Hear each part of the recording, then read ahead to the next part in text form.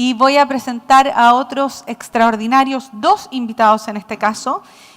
Alexei Boas, Managing Director de ThoughtWorks Chile, y João Santana, Head of Technology de ThoughtWorks Chile. Bienvenidos ambos. Un gusto. Muchas gracias. ¿Cómo estás? ¿Cómo estás? Hola gente, ¿cómo están? Déjenme quedar por acá. Oye, qué bacán ver tanta gente junta después de 2 años. Bueno, nosotros, yo soy João, conmigo tengo Alexei. Nosotros venimos acá hoy para hablar de cómo crear la confianza, ya que estamos en el track sobre cómo crear confianza. Y en el mundo digital moderno, nosotros como una consultora que trabaja en distintos países, vemos algunas cosas y les vamos a comentar un poco de cómo podemos hacer para que nuestro chilito del corazón pueda ser aún más moderno, como hemos visto ahí. Bueno, empezamos por confianza. Si hablamos de relaciones entre personas, confianza normalmente está relacionado con familiaridad, con cercanía, con la seguridad de que algo va a pasar cuando alguien dice alguna cosa. Entonces, eso normalmente guía las relaciones de confianza entre las personas.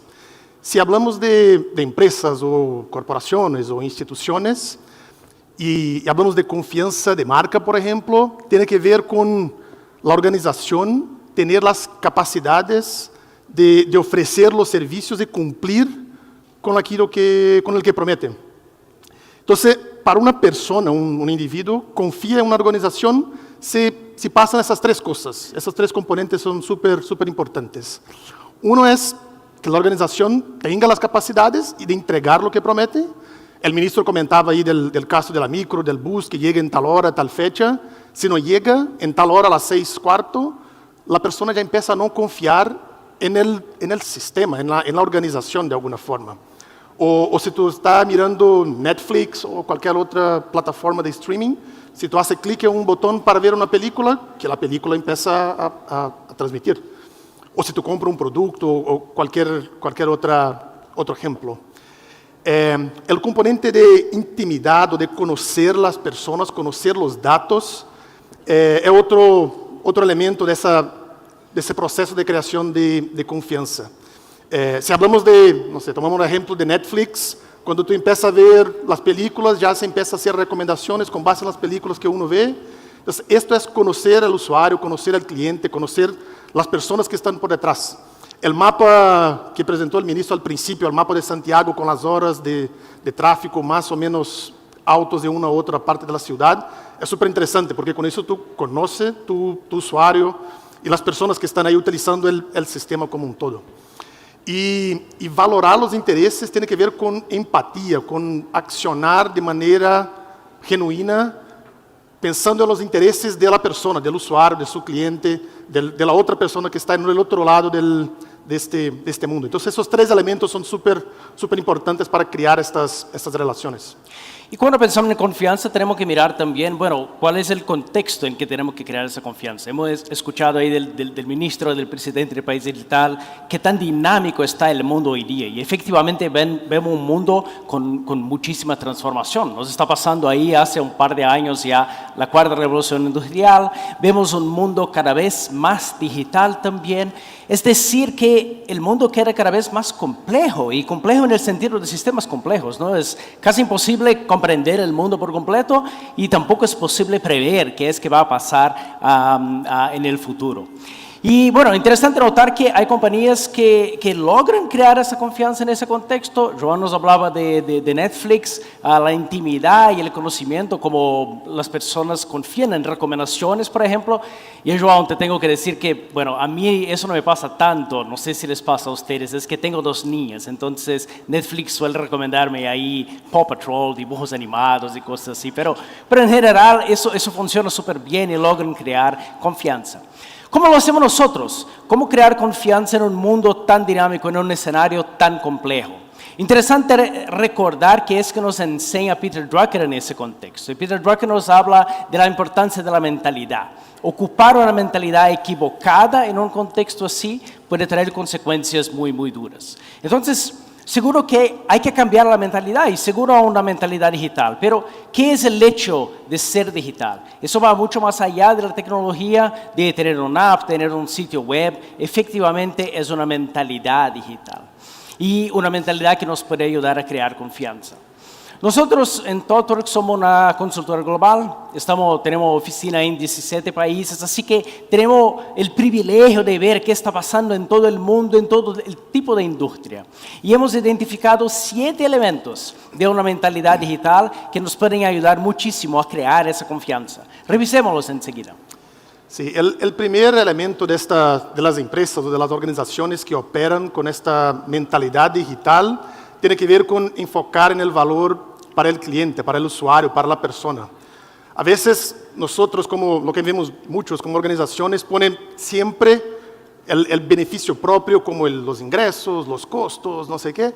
Obviamente eso es importante, claro, pero tenemos que considerar también el valor que entregamos a la persona. ¿Cuál es el beneficio que recibe un usuario, una persona que está utilizando una plataforma, un sistema?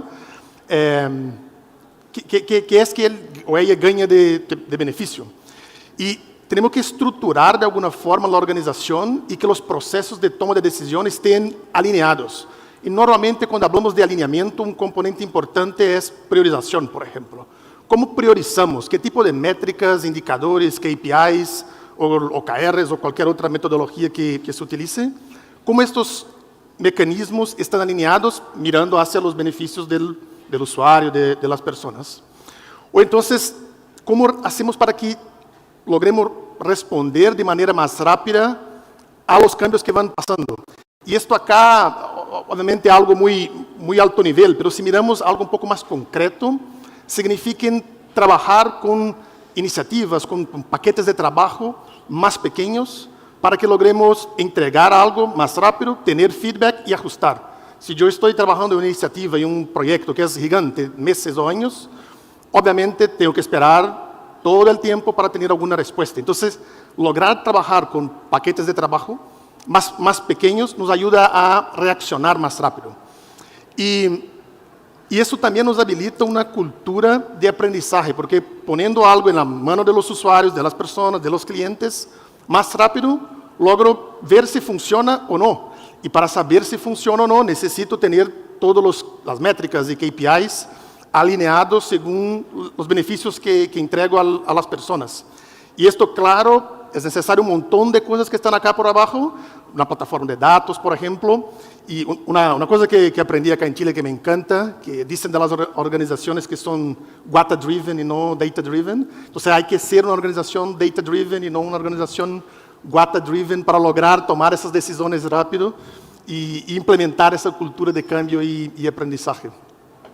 Claro, y ahí el tema de datos es súper presente, ¿no? Entonces creo que no les va a sorprender que el uso efectivo de datos sea uno de esos elementos y hay que apalancar los datos, no va más allá de una cuestión tecnológica para efectivamente ocupar los datos para la toma de decisiones en organizaciones, para conocer a los clientes y no ser una compañía Guata-driven como nos comenta João.